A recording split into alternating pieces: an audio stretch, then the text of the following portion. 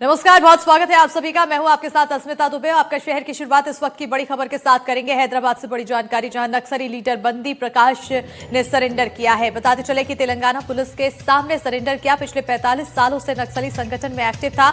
आंध्र प्रदेश, तेलंगाना, छत्तीसगढ़ और महाराष्ट्र में आतंक था, तो सभी राज्यों ने मिलकर बंदी प्रकाश पर रखा था 1.5 करोड़ का इनाम। संगठन के लिए पैसे इकट्ठा करने में निभाई अहम भूमिका। कोयला खदानों से जुड़े कर्मचारियों के नक्सली संगठन का था हेड। नक्सलियों के मीडिया डिपार्टमेंट का इंचार्ज था, तो कई हिंसक घटनाओं में सीधे तौर पर शामिल था।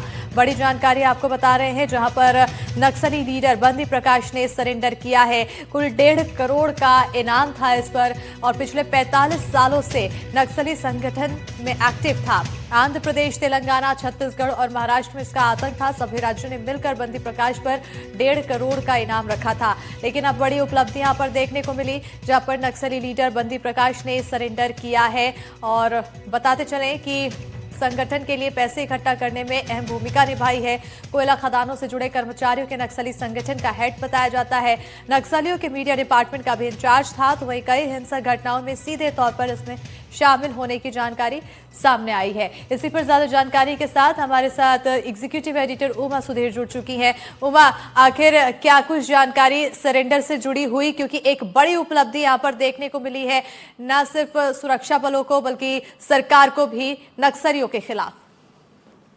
कुछ महीनों में बहुत सारे बड़े बड़े अग्रनेताओं ने सरेंडर किया है, तेलंगाना में भी और बाकी जगहों में भी। जैसे हमने महाराष्ट्र में भी देखी थी, देवेंद्र फडणवीस के सामने बहुत आला नेता सरेंडर हुए थे। और आज के दिन तेलंगाना के जो पुलिस सचिव है, उनके सामने एक सेंट्रल कमेटी के मेंबर जो 45 बरस तक माओइस्ट मूवमेंट में बने रहे, चंद्रना, जिनका नाम पुल्लूरी प्रसाद था, उन्होंने सरेंडर किया। और उनके साथ साथ बंडी प्रकाश या प्रभात या प्रकाश भी उनको कहा जाता है, वो स्टेट कमेटी के मेंबर थे तेलंगाना के। उनके भी 42 साल थे माओइस्ट मूवमेंट में, और दोनों ही इस मूवमेंट से बाहर निकल के आए हैं। 2-3 चीजें बताई गई हैं। एक तो ये कि वो लोग रिएक्ट कर रहे हैं, या जो रेवंत रेड्डी ने अक्टूबर 21 की तारीख को एक अपील दिया था कि सारे जो माओइस्ट मेंबर्स हैं उनको जो ऑर्गेनाइजेशन है सीपीआई माओइस्ट एमएल में, उनमें से बाहर निकल के आना चाहिए, पार्टिसिपेट करना चाहिए वेलफेयर एक्टिविटीज में, और इसलिए वो लोग उसके रिस्पांस में आ रहे हैं, ऐसा पुलिस सचिव ने कहा, शिवधर रेड्डी ने।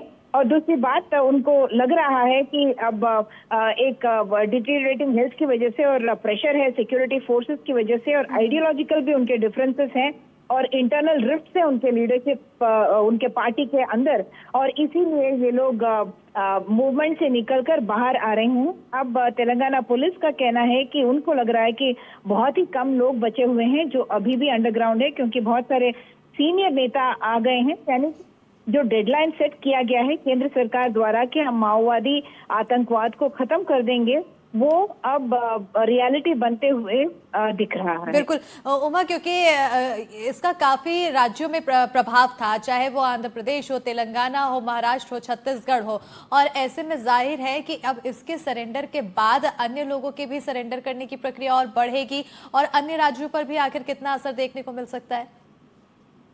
खास चीज ये है कि बहुत सारे जो लोग इस पार्टी के सीपीआई माओइस्ट के जो सेंट्रल कमेटी के मेंबर्स हैं, 9 सेंट्रल कमेटी के मेंबर्स हैं, उनमें से 5 तेलंगाना के ही नेटिव है। यानी कि जो माओवादी जो मूवमेंट है वो तेलंगाना से ही शुरू हुआ, और बहुत सारे लोग यही लोग हैं। और इसलिए जब तेलंगाना में आकर या तेलंगाना के लोग सरेंडर करने लगते हैं, तो लगने लगता है कि उसकी जो जड़ है, जो फाउंडेशन है, वो हिल गई है। और यही वजह है कि जैसे हमने देखा है, छत्तीसगढ़ में है, मध्य प्रदेश में है, महाराष्ट्र में है, बहुत सारे राज्यों में माओवादी आतंकवाद का प्रभाव देखा गया है। लेकिन अब एक तरह से कम फुल सर्कल कह सकते हैं, क्योंकि वो लोग अब सरेंडर करने लगे हैं, अपने आप को आत्मसमर्पण कर रहे हैं, अपने वेपन्स के साथ आ रहे हैं सामने।